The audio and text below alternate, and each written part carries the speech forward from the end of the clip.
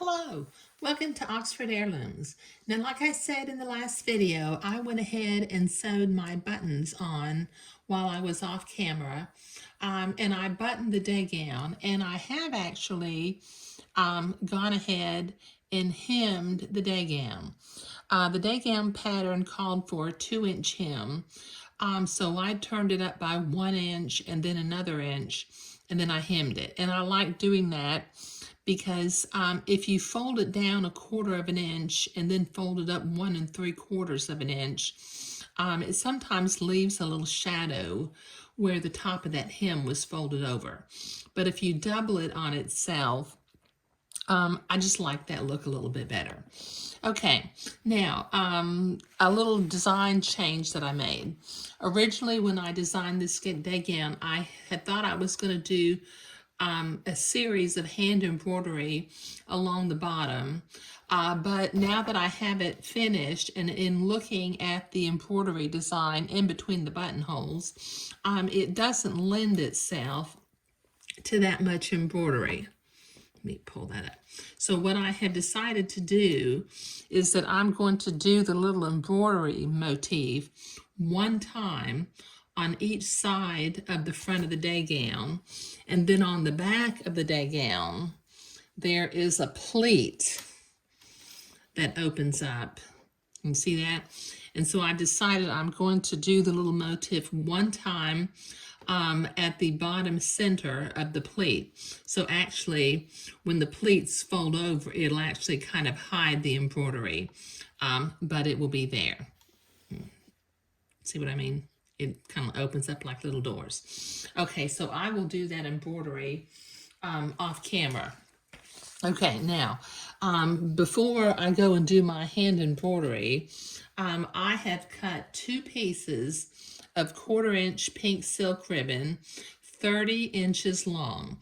You know, 30 inches is plenty of length to weave into the entrecôte beading. So I'm going to, let's see, I need to cut a little diagonal on that so that I can poke it through the beading a little easier. I'll have to trim it when I get it finished because all of this poking the ribbon through the entrecôte beading is going to take its toll on that little diagonal, but I'll trim that up when I get finished. So just right at this seam of the arm, I'm going to start feeding my entrecôte beading, or I'm going to start feeding the ribbon through the entrecôte beading. And I like to use my seam ripper to get the ribbon to come back out from the inside of the beading. So just do this one little, you gotta do it one hole at a time. There's just no other way to do it.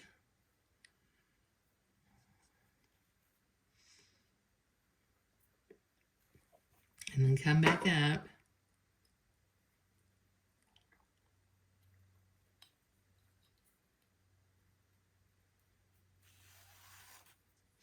Okay, now while I'm here at the seam, what I want to do, I want to make sure that I have an equal amount of ribbon on both sides going around. So I'm going to pull this like that until the ends of the ribbons match up.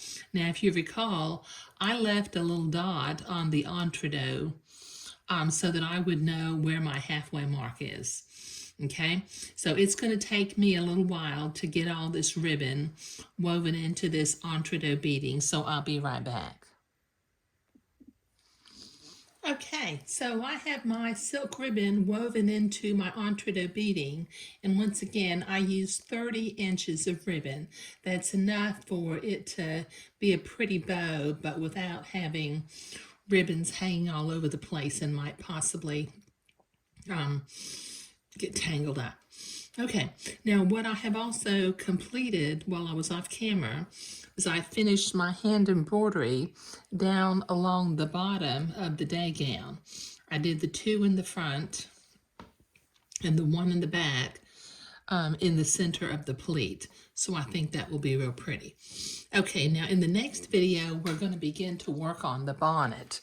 Okay, now I was looking at my bonnet instructions. It's from Children's Corner. It's called their ribbon bonnet. And I'm going to make a small, it says small, 1 to 2 years. But this outfit is for a newborn. So I think what I'm going to do is I'm going to make a teacup. This is the ribbon bonnet is a teacup bonnet anyway. But what I'm going to do is I'm going to use the instructions from out of Sarah Howard Stone's book, French Hand Sewing for Infants. Now this book is out of print, but it's available on Etsy and eBay. And it tells me for a newborn how big to make the standard measurements for an infant. So I think I'm going to follow those particular measurements. Now I've got some 5/8 inch insertion lace. I've got some 3/4 inch edging lace.